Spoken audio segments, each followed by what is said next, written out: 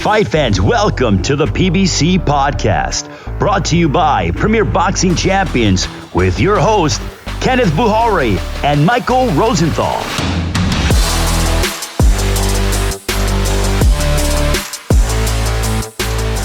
This is the PBC Podcast, and I am Kenneth Bouhairie.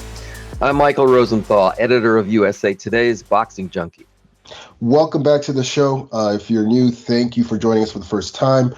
Our guest this episode is undefeated top 140-pound contender Gary Antuanne Russell. And on toe-to-toe this week, Mike and I are going to discuss our favorite undercard bout on the Benavidez-Demetrius Andrade SHOWTIME pay-per-view. That's Saturday, November 25th at Mandalay Bay in Las Vegas. The entire card, the entire pay-per-view card is arguably the most stacked pay-per-view card of 2023, and that's saying something given the year that we've had. I think boxing's had some great achievements in 2023. But Mike, let's kick the show off with something that probably doesn't fall into our achievement category, the sports achievement category, and that's Tyson Fury versus Francis Ngannou. Fury won, as expected. What we didn't expect was for the victory to come by way of a controversial 10-round split decision in a fight where Fury got dropped, took some punishment. Mike, I'm still trying to wrap my head around what happened. Yeah, I'm with you, brother. What I thought was a ridiculous matchup, no intended, only to generate a lot of money, turned out to be a real fight. It was one of the most surprising things I've ever seen in boxing, to be honest. The idea that a MMA guy making his pro boxing debut could push the top heavyweight in the world to his limits is just crazy. Fury in the sport took one on the chin, in my opinion. It was embarrassing. Yeah, it was, and I've been getting a lot of text messages from my buddies who are just casual fans talking about it, trying to figure out what happened, and so forth. And there's one question as a fight fan that's been bugging me about this fight since the fight happened. Is Tyson Fury, for lack of a better term, shot or washed up, or was he just, out of shape, didn't take the fight seriously, etc., or was it both? Well, yeah, I've thought a lot about this too. I think Fury could have been in better shape physically, but his main problem, in my opinion, was a combination of not taking Ngannou seriously at all, not at all, and Ngannou, turning out to be kind of a natural, although he reportedly had trained in boxing when he was young. I think Fury thought he could just roll out of bed and beat Ngannou with one hand tied behind his back. So did I, to be honest. I have to say that. So Fury, I just don't think Fury was mentally prepared going into that fight at all. Which is just a recipe for disaster. And again, Ngannou, didn't fight like a guy making his, boxing debut. He had some skills, obviously has power. So do I think Fury's washed up? No. But I have to add this, though. I don't see him quite the same way now. I think he could rectify that going forward, but my view of him has changed to some degree. What do you think of the knockdown? Because, was he hurt? Or was it? It didn't seem like that much of a left hook. Obviously, it must have been a heavy one. But that changed the whole complexion of the fight. Like, up until that point, I was, like you, I thought, well, Fury's going to win. It's just a matter of, when he lands that shot and can go home. And then the knockdown occurs, and I'm like, what is going on right now? What were you thinking? Yeah, I was thinking the exact same thing. I think like everybody else watching, or most people watching. I think he just caught him with a punch, caught him in the right part of the head, to put him down. And let's face it, Fury goes down. He's been down how many times in his career? Mostly by Deontay Wilder, is probably the biggest puncher in the sport, but he goes down. The thing about Fury is he gets up. I do kind of agree that it changed the complexion of the fight. I think that maybe he was as freaked out as anybody else. That just messes with your mind, and maybe he was hurt to some degree, probably was. So that was the shocking moment in the fight. Unless you think the decision was shocking, which I don't. No. I thought Fury won the fight. I thought it was close, but I thought Fury won the fight. I didn't score it, but other than 3-4 rounds, there wasn't that much action. But moving forward, does this change your opinion on an undisputed heavyweight fight between Fury and the undefeated unified champion Alexander Usyk? The short answer is yes. It changes the way I look at the fight. I still think it's a legitimate fight. Of course, it would be for the undisputed heavyweight championship after all. What's changed for me is what I think might happen in the ring. I have a ton of respect for Usyk, who has, obviously a special skill set, as special as anybody in the game. But I also have seen Fury as an excellent boxer with just a tremendous natural size advantage over Usyk. It's like they're in different weight classes. It would be a good big guy versus a good little guy, and you should always go with the good big guy. Now after what I saw, I don't know. I think I'd still go with a prepared, hyper-focused Fury in that fight, but I'm not as confident as I was before. So just who knows, and maybe I'm wrong. Maybe Fury has slipped. I just hadn't seen any sign of that whatsoever before this past fight. Yeah, it's kind of hard to tell, at least based on this one fight, given the fact that maybe he didn't take it as seriously as he probably should have. But I don't know. I have my questions, like the rematch. The fight against Usyk was supposed to be in late December. And now Fury's talking about needing to spend time with his family and recovering, and so who knows? I'm starting to lean toward Usyk as far as that fight initially. I thought it was Fury all the way. I'm with you though. If Fury, a motivated, focused, not out of washed up or anything like that, out of prime Fury, and maybe even slightly out of prime, in my opinion, beats Usyk. We'll see. What about Ngannou, though? Who would you like to see him face next? This is a fascinating situation, isn't it? This guy went from non-existent to a major player in the sports glamour division in one fight, and the fight he lost. First, I'd like to see a rematch with Fury, but that won't happen right away. So anyway, I think he's a legitimate opponent for anyone now. I hear he's been in contact with Deontay Wilder. Although, as we know, there's also talk of Wilder facing Anthony Joshua, so we'll see what happens there. I like Ngannou against any of the above. Otherwise, I think in one fight he earned the right to face any contender. I think he's in that position instantaneously. So we'll see who he gets. Here's one thing I want to add, though. I don't think he just wants any fight. I sense that he wants big fights. I think he wants big money fights. And also remember, he'll probably fight in the cage again. I don't think he's done with MMA, so we'll see how this plays out. Yeah, I think I read somewhere actually that his next fight would be in the cage. I don't know. But yeah, he's in a position to make big fights happen. So absolutely, that's what he's looking for. And I welcome the Wilder fight. I'm trying to see something. I'm really curious. That would be so much fun. That would be so much fun. I think I know what would happen in that fight too, but I thought I know what would happen in Fury and Ngannou. Right. So I don't. Yeah, exactly. Right. Now that would be something. But we will see what happens. What a strange night. But hey, they don't call boxing the theater of the unexpected for nothing. That's it. And speaking of expected, our next guest expects nothing but knockouts every time he steps in the ring. He's 17-0. He's got 17 knockouts, a rising star in the 140-pound division, Gary Antuanne Russell. Gary, it's been a while. How are you? How is the entire Russell family doing? Oh, man, we always trying to get traction, always trying to stay ongoing.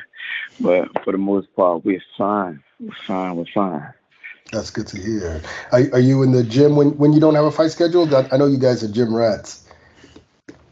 Definitely. Stay ready, so we're going to have to get ready. Right. As of now, it's nothing that's set in stone. Because in the years coming up, and I would think that's like last second if they were to throw something together. We wouldn't mind at all, but definitely it's nothing that's been discussed on a date. As a matter of fact, is. Got it. So you're ranked number 2 by the WBC, below number 1 Sandor Martin. Is that the fight that you want? Sandor Martin. He's ranked number 1 by the WBC. No, I wanted a title holder. I want a title holder. You know, I'm not going for anybody that has no type of belt at all. If I have to, then let it be a number 1 or a tune-up. And my next fight that I go at will be someone with a title. Like I've been looking at the guy at IBF. Matias? I want to say Matias, yeah, Puerto Rican guy. Yeah. I want all of the titles. I've been telling everybody I'm trying to clean out my division. That's my goal. Clean the division up, and then I can go do some catch weights and move up, and etc. I'm glad you brought up Matias. We're going to get to him in a second. I mean, the division right now is starting to bubble a little bit. You got Regis Prograis defending his title against Devin Haney. Well, first thing first, who do you think wins that, and why? I think Devin Haney gonna win because he's good on his feet. He got good feet work. He done been through some wars that done basically tested his chin and his manhood, you know. So, and he came out strong. He got kinks in his armor just as well as Regis Prograis, but I believe Regis Prograis, he's going to come with one mindset, and that's trying to knock him out. And if he come with that, that's not going to work. But Devin Haney going to be prepared for him to just do just that, you know. Yeah, that makes a lot of sense. It's a 50-50. It's a 50-50 fight, though. Don't get me wrong. It's a 50-50 fight because Regis Prograis, he punching bunches, and he got a little pop with him in both hands. You know, he got some put him down strength in both hands, you know. And when you look at Devin Haney's history, going back to the fight with him and Lomachenko, smaller guy moving up in weight, not really packing a lot of power for that weight division, but the things that he did bring to the table was he punched in volumes. And it kind of like gave Devin Haney a little issue. Interesting. He punches in volumes and apply pressure. His thing is he just punch with his head up in the air. His chin is high all the time. He don't really got a lot of good defensive discipline. And when you're looking at a precision puncher, he's not really a precision puncher. He just, like I said, punches in volumes. You might slip one, you might slip 2 of them, but you ain't gonna slip 4 of them, right? Or 5 of them. You know what I mean? Right. Devin Haney, he got good footwork. He comes in shape. He got precision punching. He got hand speed. I think his hand speed is faster than Regis Prograis. Yeah. It sounds like you got a game plan for everybody already. Who? You. As you should. Hell yeah, you're supposed to. Look, if they line me up with my guarantee, it's going to be a sad night for somebody. Right. You brought up Subriel Matias as someone you want to fight, and a lot of folks think Matias is the most, dangerous guy in the division. But based on what I've heard you say, you don't necessarily agree. Is that right? Nah, I believe he opposed a threat, just like I oppose a threat. Everybody's a threat, to be honest. You got these little 8-ounce gloves on and no headgear, and a person is getting ready and in shape for nobody else but you. That's a threat. And he got months and time ahead. Like he's planning ahead on what he's going to do.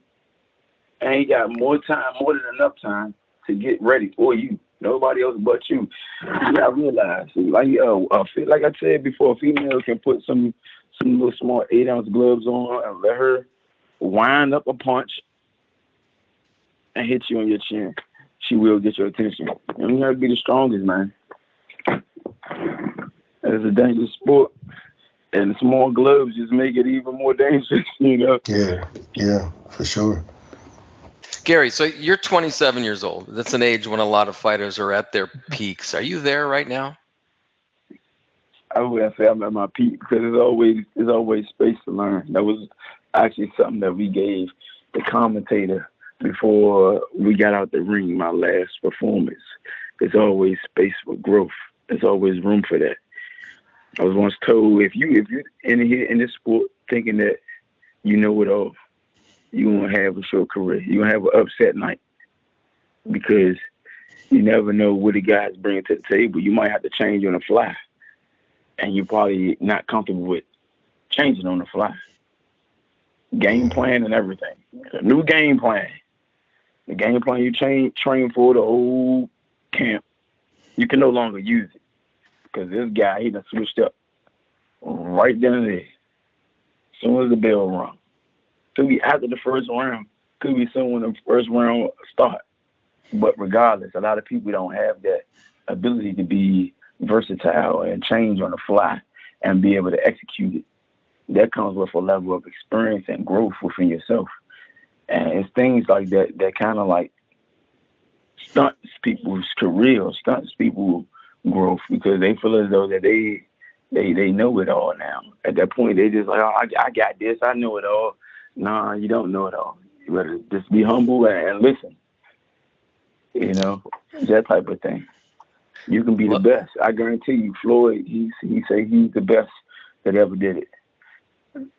If you was to ask him, do you think you can still grow anymore? Do you think like you didn't hit your peak where you can't grow anymore? You can't learn anymore? He would tell you, no, there's always something else to learn. Because there's always something else to learn. Love that attitude. So you mentioned that you'd like to fight a champion in your next fight. Has it been difficult to be patient until a big opportunity presents itself? It is, because something that we all as participants run into is that sometimes, majority of the times, you don't have no guarantees. You're just in there training until you get a phone call. You know? So it's kind of like, dang, you want these matchups sooner than later, and you would love for it to be scripted, written down, like organized to the point where though you got a time frame, a legitimate time frame on your calendar saying, okay, yeah, this year I will be going 4 times or 5 times within these months. I got to be ready. I got to be in shape. It don't work like that. You know, so it's a little difficult, but at the same time, I understand that patience is a virtue. There you go. You know, you were breaking down these fights and their attributes and basically saying that how, you know, once anyone who puts on those gloves is a threat. What makes Gary Antuanne Russell the best 140-pounder in your opinion? What separates you from the rest of the weight class? I've been through different wars and battles than the rest of these guys. The way I think is completely different. What I do it for is completely different. You got some people who just come from a third world country and they just like, oh man, I gotta do this for my country. I do this for my family because I don't have much. And it kind of like have them type of people bring forth a higher level of spunk than their opponent. A lot of times their opponent is like, okay, I like this. I like this sport. I'm good at it, and that's it. That's the only thing they riding off of. Can't just ride off of just I'm good and I like this sport. It's good to have a mentality of you liking this sport, because if you're not really into this sport, you might as well hang up your gloves because you get hurt. This is a hurt business. You can't come in here with play in your mind or like you don't fully want it. No, you got to fully want this to the fullest. And that's where it kind of like aligns with the people from third world countries that don't really got nothing because they're giving their all to it because they don't have nothing. And they know if they give their all to this, they can definitely be victorious, not just in the ring, but in life. They're now basically making their life better through boxing. So they're gonna give boxing their own. You called it the hurt business. Me personally, I've had that mentality, and it's been conditioned to be somewhat sharpened. Like, okay, listen, yeah, you gotta do this. You want this. You like this. And now you need this. I done been through all of those phases. And now it's just to the point I'm getting of age, and it's like I feel like I'm becoming seasoned. But even though I'm seasoned, it's still more to learn. What did your wins against? I mean, you fought former champions Victor Postol, Rancis Barthélemy. What did those fights teach you? They taught me that my level, each match was different. Each match was completely different. That's first and foremost. Because in each one of them, I was learning something different. I'm executing mental adjustments. Like I said, we in the gym, we in camp, and we're executing everything we need to execute in camp. And it's my job to execute what I have to execute once I step in the ring come fight night. Yeah, I did it in the gym. But now this is the real dance. This is the big dance right here. You got to execute it now. On the fly. With the person that you were practicing and getting ready and prepared for. Everybody else, they imitators. They try to emulate this guy's style that you're going up against. But when you get to the big dance, the real dance, that's the person that you prepare for. And that's when you really got to execute what you've been practicing. You know, and when you got Victor Postol, Santiago, right, these are all step-ups. Even Francis Barthélemy, these were like different level competitors. And I'm in camp and I'm getting prepared for them, but each one of them had a different attribute about them that I knew I had to be ready for. And Santiago, it was a lot of people thought that I was going to overanalyze. He fought this person, Adrian Broner beat him barely. Not everybody can execute those plans. So with him, it was more so a mental thing, fighting the rep. When it was Victor Postol, it was, okay, he's a taller guy. He's a journeyman. He's going to be durable. Everybody else out of blew through. This guy, he's coming to fight. So now my willpower is going to be tested with Victor Postol because in my eyes, in the camp eyes, he's a journeyman. He's kind of like the gatekeeper. So with that, I got to basically say, let me self-check myself and see if he's going to be able to take everything I bring at him. Yeah. I'm not fighting the rep. I'm fighting more so what I can produce now because obviously everybody is telling me that he's going to be able to absorb everything that I bring his way because he done been through more wars than I've been through. Love that. I definitely had that mentality. That's what we've seen. 17-0, 17 knockouts. You've pretty much dominated everybody you've faced, Gary. Is a part of you eager to face someone who's going to push you really hard? Somebody's really going to push you hard? Yes and no. I mean, yes, because the more competitive opponent I get, the more the fans will get from me because there's certain things that you got to bring out your arsenal just to become victorious. And there's certain things that you don't have to bring out because the opponent didn't require you to. You know what I mean? Right. Yeah. For an example, I'm going to use Floyd again. You have Floyd Mayweather. Everybody say, oh, he runs a lot. And all he has is that one hand, left hand, right? He shoulder roll, counter you off the shoulder roll, hit you with a left hand. Slip, move, get on his toes. Smart boxing. Precision puncher. Right? Mm-hmm. But let's say he went up against a Canelo Alvarez. Or he went up against Diego Corrales. These opponents required him to bring out more than just a shoulder roll and one punch and move. He had to go get it. You know what I mean? He's shooting body shots. Even Arturo Gatti. Remember the match with Arturo Gatti? Mm-hmm. Oh, yeah. Right. Triple left hands, body shots, uppercuts.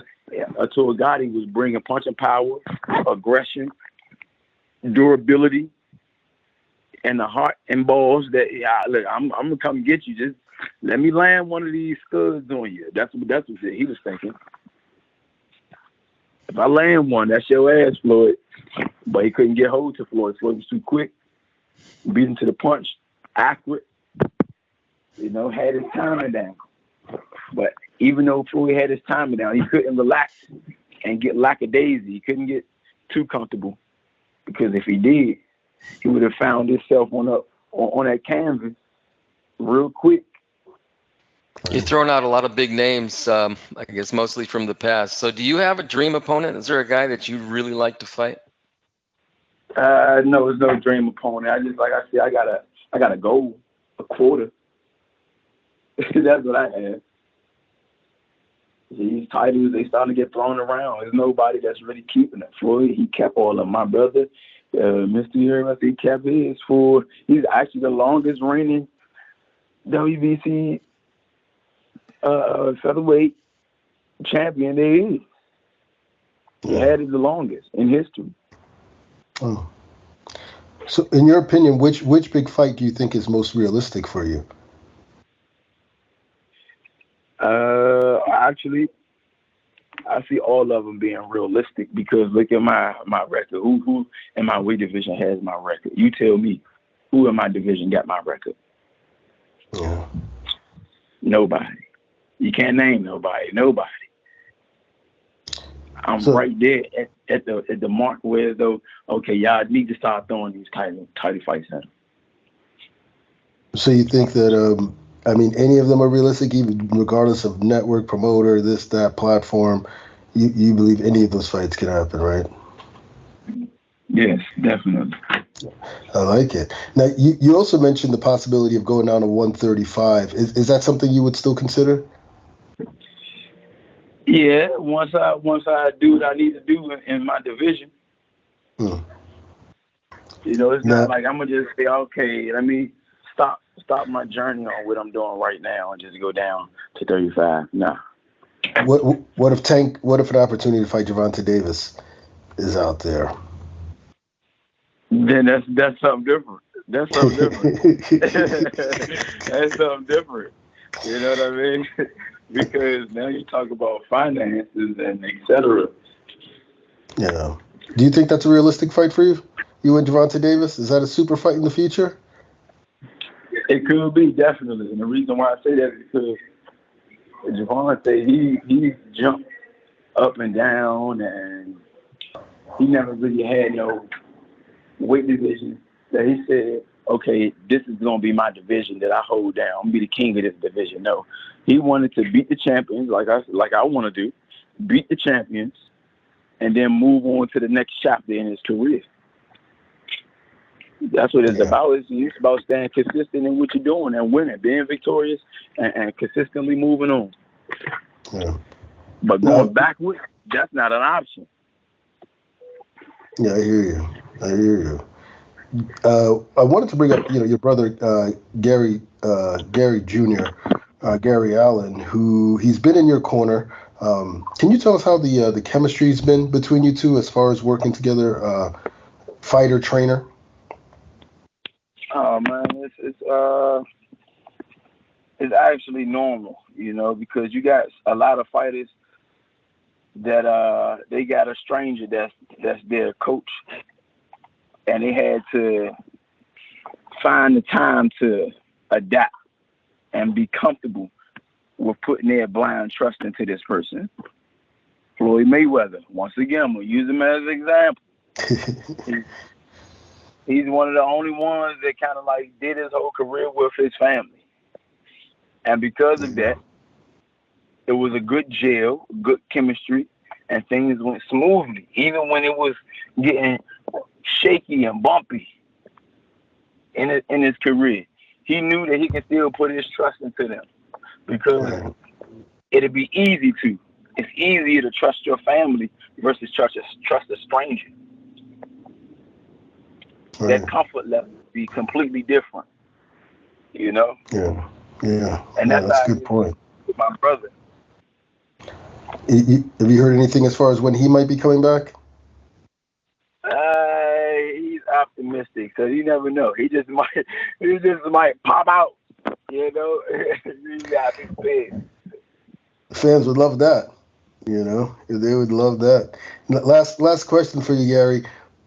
Mapping out, the next 12 months for you with New Year coming up and everything, what would you like to accomplish? If you had it your way, what would your game plan be? Title holder after title holder after title holder until I get all of the titles. I love it. And I would. Why? Because the sport itself always need to have some joy, some attention. Right now, 140, when the 140 division is popping. Right. Welterweight has always been an active weight division anyway, but I think it's more better now because you got the Shakur Stevenson, you got Devontae Tanks, you got the Regis Prograis, you got the Devin Haney's, you got the Ryan Garcia. Everybody from 30 and 35 is starting to move up to 40. Right. Man, I can't wait. I mean, can't wait to see you in those big fights. It's your time, my man. So we're looking forward to it. Gary, thank you so much for taking the time out to talk to us. Wish you and your family nothing but the best, and we hope to see you back in the ring soon. Oh, definitely. Two elite fighters at 168 pounds. Both fighters unbeaten. Benavidez unloading. Both men, two-time world champs. Andre delivering punches. Both fighting it out to position themselves to Canelo Alvarez's super middleweight undisputed crown. David Benavidez has stopped 6 of his last 7 opponents. The most avoided man in the super middleweight division. This is the biggest fight of my career up to this day. These are the type of fights I want. I want to make my own lane. I want to fight the best out of the best. This guy is a great fighter. He's a champion, Olympian. Oh, and down goes Nelson. Pay-per-view. This is the Super Bowl of the 168 division. This is the biggest fight that could be made. His fighting style is different. He's a lefty. His combination selection is different. I know when great fighters get put in front of me, the best comes out of myself, and I become a great fighter. Toe-to-toe with Benavidez. Lemieux is down. I think it's going to be a great fight. I think our styles are going to clash real well. On a right uppercut, left, and another right hook. May the best man win, of course. We're ready to rumble. This is my passion. This is something I love to do. They're going to see 110% myself in the ring. Andrade and Benavidez will be seasoning up some turkey. November 25th, the best versus the best. On Showtime pay-per-view, David Benavidez, Demetrius-Andrade. It's time for Mike and I to go toe-to-toe. Now, Saturday, November 25th, undefeated, two-time super middleweight world champion David Benavidez takes on undefeated two-division world champion Demetrius-Andrade in a PBC on Showtime pay-per-view from Mandalay Bay in Las Vegas. And our question this week is, what is the best bout on this pay-per-view undercard? I mean, I think it goes without saying that the main event is on the short list of best matchups this year. Benavidez and Andrade, both undefeated, two-time world champions. And, I mean, the style pairing is a fight fan's dream. It's a classic kind of matchup, and it could go so many different ways. But this is one hell of an undercard, too. I mean, perhaps the best pay-per-view undercard we've had in 2023, which is even more impressive when you consider that this has been boxing's best year in decades. You got in the co-main event, undefeated WBC middleweight world champion Jermall Charlo taking on David's big bro, Jose Benavidez Jr. Definitely don't want to see Jermall against Senior. That's the next fight. And then you've got IBF 140-pound world champion Subriel Matias taking on his undefeated mandatory challenger Shojahan Ergashev, and kicking off the televised pay-per-view, WBA super featherweight world champion Hector Luis Garcia defends his title against mandatory challenger Lamont Roach. Let's start with Charlo Benavidez, Mike. What's your take on that?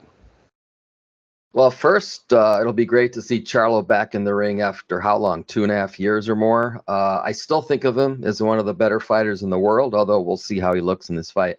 And I think Benavidez is probably a good opponent for him. You know, Benavidez isn't a highly ranked 160 pounder, but he's proven to be a good, tough opponent, even at the highest level. Remember, he was pretty competitive against Terrence Crawford until he was stopped, and he lost a majority decision to Danny Garcia just last year. So this is an interesting matchup. Yeah, I agree with you. Very, very interesting, especially when you look at, all that's going on between these two and where they're at in their careers at this point. Then you've got IBF 140-pound world champion Subriel Matias against Ergashev. Ergashev undefeated. This is an explosive matchup between heavy hitters. What do you think of this showdown? Yeah, I think explosive is a good word. It's a great matchup between action fighters, but also skillful fighters. I love Matias's aggressive style, and I think he's one of the hotter guys in the world right now. With one dominating performance after another. Yeah. He has 4 consecutive knockouts since he was outpointed by Petros Ananyan in 2020, and that includes a knockout of Ananyan in the rematch. Ergashev might be his toughest opponent, though. The Uzbek can box, and he definitely can punch with 20 knockouts in 23 fights. I have to add that this is a really big step up for Ergashev, though, so we'll see what he has in this fight, but great matchup. Yeah, definitely a great match, definitely explosive. And if there are any questions about either one of these guys, it's going to be answered very, very quickly, maybe very early. Now, the telecast opens up with WBA super featherweight world champion Hector Luis Garcia making his return against his mandatory challenger Lamont Roach. How do you feel about this matchup? Well, first, Garcia's coming off the worst night of his career. He moved up from 130 to 135 to face Gervonta Davis and got stopped this past January. He just took a big swing and he missed, which is on some level you have to admire the guy for trying. But we can't forget he was a hot fighter, at his more natural 130 pounds, with victories over Chris Colbert and Roger Gutierrez going into the Davis fight. I'm expecting to see him look like he did against those guys. And Right. Roach is a really skillful, skillful guy. He's on a strong run since he was outpointed by then title holder Jamel Herring in 2019. He's won 4 consecutive fights. I think he's tricky enough to give Garcia some problems, which should make for an interesting fight. Yeah, it's another intriguing style matchup and probably close to a 50-50, which you might be able to say, given the circumstances, about all the fights on this card. What is your favorite matchup, though, and why? Okay, so there's just no hesitation whatsoever for me. It's Matias and Ergashev. Matias is one of my favorite fighters because of his seek and destroy style, and Ergashev is the same kind of guy. I want to be clear about something, though. I alluded to this earlier, but I want to be clear. These are not just 2 bangers, 2 guys, that like to mix it up and have good power. They also have a really high level of skill. So that for me, that raises the level of entertainment of a fight. So we should get great action, but at a really high level of skill. So I'm really looking forward to this one. Yeah, that may be the most explosive fight on this card. I mean, one where you're almost guaranteed a knockout. I can't see that one going the distance, not the way those 2 fight. So I think in terms of action, it is definitely, it would definitely be my favorite matchup. And hey, look, I mean, again, this is the theater of the unexpected, so who knows what fight's going to break out. But for me, it would be Jamal Charlo versus Jose Benavidez Jr. And I just feel there's lots of intrigue here. These are 2 fighters with so much on the line. It's interesting. They're both the older brothers of world champions, both from fighting families. And for Jose Benavidez Jr., this Charlo fight is a do or die situation. This is perhaps his last chance on the big stage. I hear he's been training like crazy. I think we're going to see every last bit of what he's got on November 25th. And then for Jamal Charlo, I mean, what, a 30-month layoff? It's been such a long journey back to the squared circle for him. You think about how this all started, with the back injury back in June, 2022 that derailed that earlier than June. I think he was supposed to fight Maciej Sulecki in June of 2022, and then he had the back injury. Then came, battles with mental health and all personal drama, and that cost him the opportunity of a lifetime, facing Canelo Alvarez, and a fight that would eventually go to his younger twin brother, Jermell. So I think it's do or die for him as well. And the fact that this fight is a non-title bout signals to me a possible move up in weight for Charlo in the future, but he's got to win this before he can get a shot at those, big names. So I like it a tad over Matias Ergashev, but who knows, man? I mean, we could get Garcia Roach as the best fight on the card. I think I like all these fights as well, but I think the thing about Charlo is Charlo's probably the best fighter, certainly the most accomplished fighter on the undercard. So yeah. I'm always excited to see a guy with that level of accomplishment in any fight, to be honest with you. And I know I've seen Benavidez Jr. enough to know that this guy comes to fight, and he's actually really talented. Had he not suffered the situation with his leg, God knows what this guy would have accomplished. And even now, with this lifelong injury, it appears he's still a competitive fighter at a really high level. So this dude is just an absolute freaking badass. I don't think he's going to win, but I think he's going to push Charlo as hard as he possibly can. Yeah. I think Charlo's going to have to nail him to the ground in order to stop him. That's going to make for a real interesting fight, and they're going to test each other's mettle. I'm happy about being in my position, but I just feel like I haven't accomplished enough. WBC middleweight champion of the world. The future of boxing is what he goes by. Jamal Charlo. Everyone that was talking about Jamal might not just be ready for this type of level, this competition. I was gonna go out there and dominate. Ever since I was a little kid, I knew me and my brother were gonna be something. I'm in a place right now where it's a new event to me, 2.0 me. I'm in there and I don't give a fuck who's in front of me. I'm gonna go eat. I'm hungry. My mom would always say, they see your glory, but they don't know your story. If I lose, I'm out. I can't lose. I don't believe in losing. I don't believe in second place. When I train to win.